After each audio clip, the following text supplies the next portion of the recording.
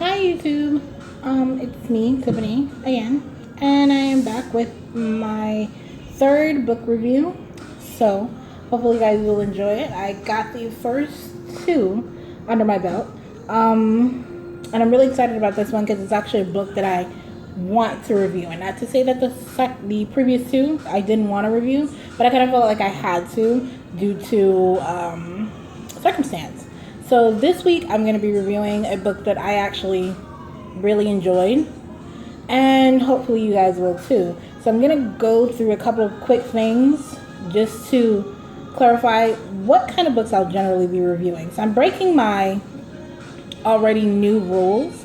I said that I wouldn't review any ebooks because I actually prefer to hold my books in my hand when I'm doing my review. However, I'm going to make an exception this week. The book that I'm going to be reviewing, it is only in ebook form. So if you do have a desire to purchase it, you can do so. I will put the link below.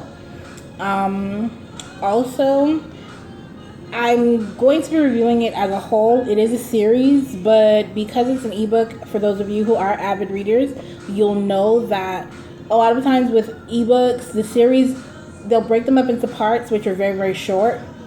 And they could have just combined them all into one book. So I'm going to do the review as one entire book, even though it does break down into several parts in the series that you may want to purchase. So with that being said, the name of the book that I'm going to be reviewing today is called The Billionaires Seduction. Yes, it's very similar to 50 Shades. I read a lot of books along that line. So again, you might not, if that's not for you, hey. But I do read a lot of books along that line. It's actually called All That He Loves. It's by Olivia Thorne. And I actually really enjoyed this series for what it was. So we'll start out with the two characters, which are Lily and Connor. And I'm not going to get too much into the actual logistics of the book because I don't want to ruin it and I don't want to add a whole lot of spoilers. So I'm just going to do a real review, a basic review of the book, which was pretty good. So on my scale, I would give this book overall an 8. I really enjoyed the storyline. I really enjoyed the characters and the character development. You got to see them grow in a way that you don't in most other books. Not just in terms of their feelings, but in terms of morally, in terms of their livelihood. You see both of these characters develop. So let's get to the basics. It's basically a boy meets girl kind of story.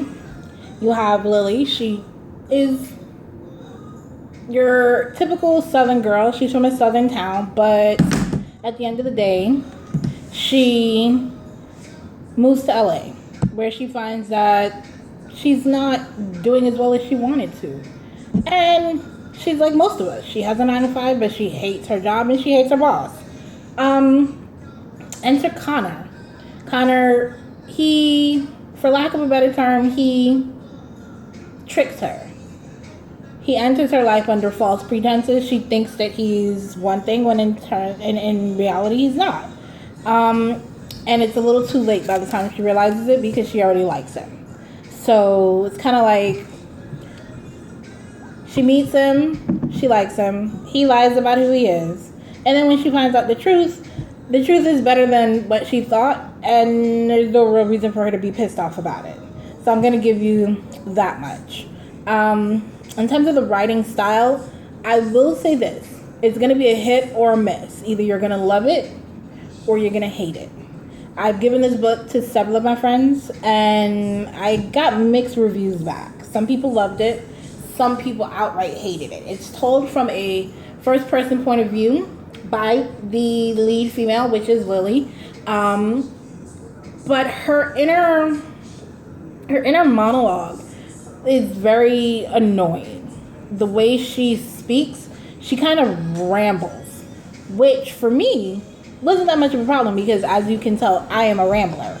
But for other people who are not, they kind of hated it.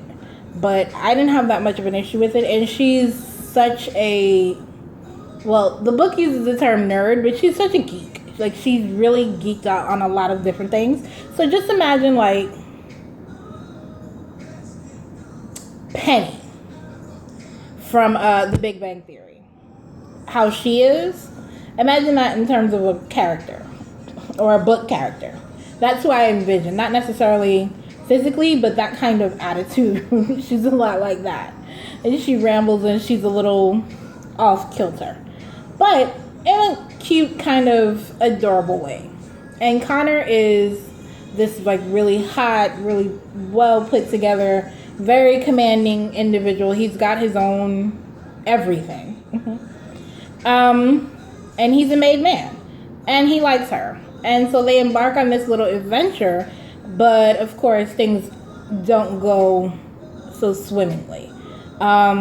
He puts his foot in his mouth more times than he can count, and she's got insecurities up the wazoo. She's a normal girl, and he's this gorgeous guy. So in her head, what do you want with me? And in his head, he just likes a pretty girl. And I don't think he intended it to become like a lifelong romance or anything, but he finds he's caring about her more than he normally would. And he's, I don't want to say fresh off of a rebound, but this is his first embarkation on a relationship of any sort after a very huge, tragic breakup. So you have two people who kind of have very raw emotions getting involved with each other in a very split second kind of manner. Their decision to be together, or what would be together, it's very spur of the moment. They basically hook up and decide to prolong their hookup, which is cute. And because the book is written in the manner that it is, because it's broken up into parts, it almost seems longer than it is. Meaning the timeline that the story is told in, you would think that it was much longer. But when I went back to review the book, because I read the book maybe like 2 years ago, and this is one of those books that I always go back to when I'm in between books, because I like the storyline so much and I like the characters so much. So you would think that with the way it's told and the way the book is broken up into parts, that this is taking place over a very long period of time. But in truth, the story is told in the entire story in maybe a 6-month time frame, and especially the first portions of the book, it's told in like days. Like the first part is told within a series of hours, and then the second part, I believe, is told over the course of a weekend. And the third part might be told over the course of a week. So we're talking like very, very short periods of time. But I enjoyed it. I like Olivia Thorne's writing style. It's very slick, but she's also able to convey all of those butterflies. So ladies, you guys have all been here. We've all been there with that guy that you really, really like, and you don't know why, and you're kind of nervous around him, and you feel those I was able to feel that through her descriptions, and I love that. I love being able to fully understand what the writer was going for. In terms of smut factor, because again, this is a smut review, I'm going to give you my smut scale. The smut scale is going to be anywhere between 0 and 100. So 100 is going to be like, it's really, really dirty. And 0 is little to no smut whatsoever. So for my smut scale for this series, I'm going to say that they probably got, I'm going to give them about a 65, 70. It wasn't the dirtiest, and it wasn't the cleanest either. Your lead, Lily, she spends a lot of time being squeamish. That's the word I'm going to use. Squeamish about the things that he's doing to her. She's never had certain things done, or maybe she's never had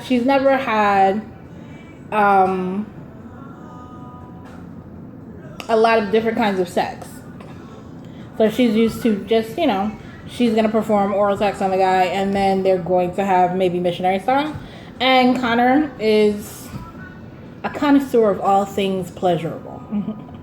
So he wants to play games, and he's big on foreplay. Like, he's huge on foreplay, which I thought was a thumbs up because more guys need to be huge on foreplay. But she's very inexperienced. She's not a virgin. Just she's never had great sex. So it's interesting to see her grow in that department, and she goes from using words like his thing and oh my god, it's so big, to using the proper terms like cock and dick and whatever the hell else she wants to call it. So I like to see that that growth in her because she's getting comfortable with her own sexuality. Of course, they hit a major roadblock, and I don't want to necessarily tell you what it is because it'll ruin the book for you, but let's just say it's really bad. Like, he's got familial issues, like family issues, and this is probably one of the worst cases of family issues I've ever read. Like, some people, they will write and you'll say, okay, so he doesn't get along with his mother, or he doesn't get along with, like, he has severe family issues. They hate him and they're out to get him, and it is terrible. And I'm just like, where did you grow up? Because I've never experienced or ever understood that mindset where your entire family is out to get you. And they kind of use Lily as bait. And it pisses him off because under normal circumstances, he'd be able to throw whoever it is under the bus and keep moving. But he's not able to do that because he loves her. He just doesn't want to admit it. So they find an alternative to it, which adds additional press and pressure to their relationship. And it cracks. And so they part ways, which I know a lot of people say, oh, that happens a lot in these books. Yes, they do part ways. But as per usual with these kind of books, he kind of hovers in the background as her guardian angel, making sure that she is taken care of and her life is flowing on track. And for the most part, it is. He has no intention of really reaching out to her. And so there's a plan that's set forth by his personal assistant, who might be my favorite character in this book completely. Which I know you guys are saying, wait, you have two main characters and one of these sideline characters is your favorite? Look, there's always going to be a sideline character that's great, whether you love them or hate them. I actually love this sideline character. His name is Sebastian. He is Connor's gay assistant, and I live for Sebastian. I wish he was real. I want to meet him. He's fabulous. But he comes in and he keeps it 110% real with her. He tells her when she's looking sloppy and what are you doing here? Because Miss Thang, you are acting like a tramp. But I love it so much. But Sebastian comes in with basically a plan for her to get her man back. And it works. Kind of, sort of. Until he gets hurt. And that's all I'll say is he gets hurt. From there, it kind of progresses as would be expected. He gets hurt. She stays by his side. And that cements them even more. And then they basically live happily ever after. But the storyline itself, it's not complicated. It's not a very long book. As I said, it's broken up into parts and pieces. So if you are looking for something short and sweet in between, like a long read, you may want to pick this up and decide to read it piece by piece. When I first got it, it was broken up into 4 parts, and then there was a bulk portion. So it was part 1, part 2, part 3, part 4, and then she put 5, 6, and 7 into one whole volume. Now I believe it's just volume 1 and volume 2, so it's part 1, 2, 3, and 4 in one book, and part 5, 6, 7 in another book. She has written some additional pieces to this from the male point of view, which I see is becoming more and more common with our authors writing these lovely stories and then flipping it and writing from the male perspective. I'm not sure how I feel about this. Now, I voiced my opinion on that last week. I'm not going to be really shelling out money for the same story told from a different point of view. I'm going to need something new in order for me to shell out money for that. But I have read at least the first part of the story, from Connor's point of view. It was decent. Again, it's really the same story, so if you want to find out, if you want to read the same story again, you can. I'm not for it. I enjoyed this book. I like Connor. I love Connor. And when I picture it in my head, when I picture him, this is what I'll do. Because I love these books. And I take a lot of time and I get myself immersed in them. So I usually will also pin. For those of you who don't know what that means I'm an avid member of Pinterest. I have an entire board dedicated to my book boyfriends and who I picture in their spot. So I'll post a link to that as well. And you can see Connor and all of the other book boyfriends that you may see me discussing later on down the line. For now, I will end this. I enjoyed Olivia Thorne's story. I haven't read anything else from her. But I do hear good things. Hopefully she will put this book out into a physical form or paperback form so I can purchase it in the future, because I absolutely will. But other than that, go out, pick it up. I believe the first part of the book is free, so try it out. And if you don't like it, then you don't have to purchase it. And if you do, then you can continue reading. I actually loved their story. And I thought that they were pretty great, and I love the way that she put this book together. So I'm going to give the Billionaires Seduction series an 8. I hope you guys enjoyed this review, and I will see you again next week.